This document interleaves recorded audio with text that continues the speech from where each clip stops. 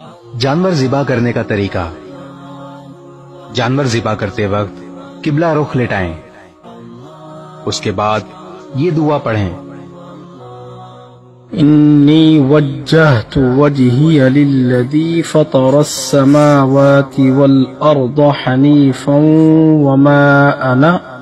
وما انا من المشرکین ان صلاتي ونسكي ومحياي ومماتي لله رب العالمين لا شريك له وبذلك أمرت وأنا من المسلمين اللهم منك ولك۔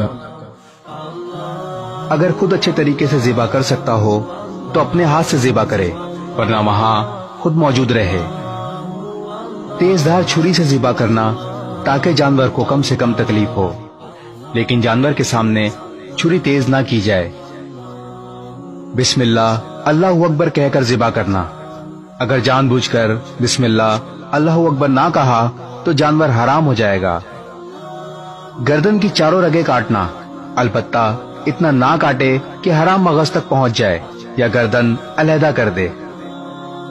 جانور کی کھال اتارنے سے پہلے اس کے اچھی طرح ٹھنڈا ہو جانے کا انتظار کرنا۔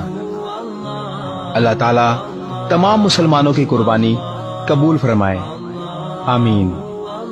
اس ویڈیو کو شیئر ضرور کریں، ہو سکتا ہے آپ کے ایک شیئر سے یہ بات کسی کے دل میں اتر جائے۔